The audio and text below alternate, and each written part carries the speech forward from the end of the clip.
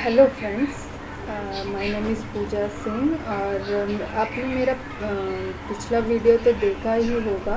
हमने डिस्कस किया था सुप्रीम कोर्ट ऑफ इंडिया के बारे में।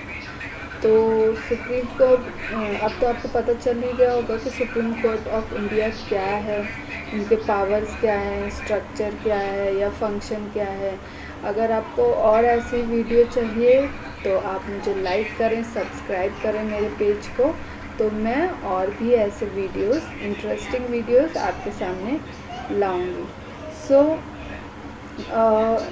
अब हम बढ़ते हैं आगे। आज मेरा टॉपिक है अटॉर्नी जनरल ऑफ इंडिया, जो कि very important for any competitive exams. अगर आप कोई भी एग्ज़ाम्स क्रैक करना चाहते हैं तो आपको अटॉर्नी जनरल ऑफ इंडिया के बारे में पता होगा।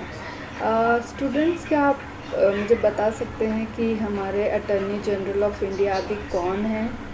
अगर आपको पता है तो आप कमेंट बॉक्स में मुझे आंसर दीजिए, अदरवाइज़ मैं आपको बताऊंगी कि अटॉर्नी जनरल ऑफ इंडिया क्या है, इनके फंक्शंस क्या है, टर्म्स ऑफ ऑफिस क्या है। ओके फ्रेंड्स, यहाँ पे आप देख सकते हैं कि हमारे जो 14th attorney general of India is Mukul Rohatgi, sorry for pronunciation.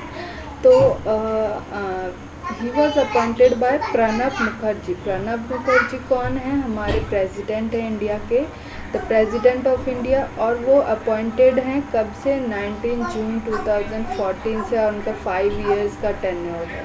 तो जो मुकुल रोहतगी हैं, ये हैं हमारे अटॉर्नी जनरल ऑफ इंडिया। सो इससे आपको अंदाज़ा लग गया होगा कि ये एक्चुअली में कौन है। अब हम फर्दर इसको डिस्कस करते हैं कि ये होते क्या हैं।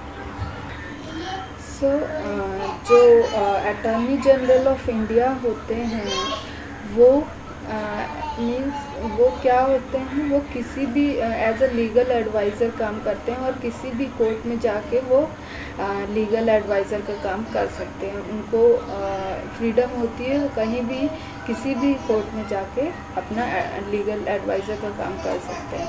सो ये है आर्टिकल 76 में, जो बताता है कि office of the attorney general of India, और ये जो सबसे हाईएस्ट लॉ ऑफिसर है इन द कंट्री, इसीलिए इनको ये पोजीशन है कि ये किसी भी कोर्ट में जा सकते हैं। लेकिन ये मेंबर ऑफ सेंट्रल कैबिनेट नहीं होते, not a member of central cabinet.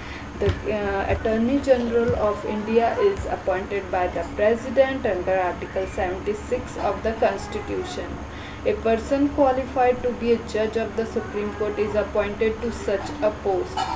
So, इनके functions क्या हैं? To advise the Union Government in legal matters, या legal matters में Union Government को advice देते हैं, and to perform such other legal duties and to discharge such other functions conferred on him by under constitution or any other law for the time being in force. और इनका जो appointment and term होता है, इनको appoint करते हैं president of India. अगर president of India अगर रिटायर होते हैं तो ये जो अटॉर्नी जनरल हैं ये भी रिटायर हो जाते हैं, फिर नया टर्म स्टार्ट हो जाता है। और इनको क्वालिफाइड होते हैं एज ए जज ऑफ सुप्रीम कोर्ट, और रेजिग्नेशन इनको प्रेसिडेंट को ही देना होता है। ये hold office during the pleasure of the president, जब तक प्रेसिडेंट चाहे तब तक इनका ये अपना ऑफिस होल्ड करते हैं, otherwise So he hold office during the pleasure of the president, receive remuneration as president may determine. So जितनी भी चीज़ें होती हैं वो president के अंडर ही होती हैं। Rights in pursuance of his duties, the attorney general has the right of audience in the all court in the territory of India. जो भी इंडिया की टेरिटरी है सारे कोर्ट्स में ये राइट ऑफ ऑडियंस इनके पास है। He has also a right to speak or take part in proceeding in either house of parliament and joint session of 2 houses, और किसी भी कमेटी में, किसी भी हाउस ऑफ पार्लियामेंट में ये स्पीक करते हैं या इनकी प्रोसीडिंग्स हो सकती है। सो आज हमने डिस्कस किया अटॉर्नी जनरल ऑफ इंडिया। अगर आपको आगे भी ऐसे ही इंफॉर्मेटिव वीडियोस चाहिए तो आप मुझे लाइक करें, सब्सक्राइब करें मेरे चैनल को, ताकि मैं और भी मोटिवेटेड हूँ ऐसे वीडियोस बनाने के लिए। Till then bye.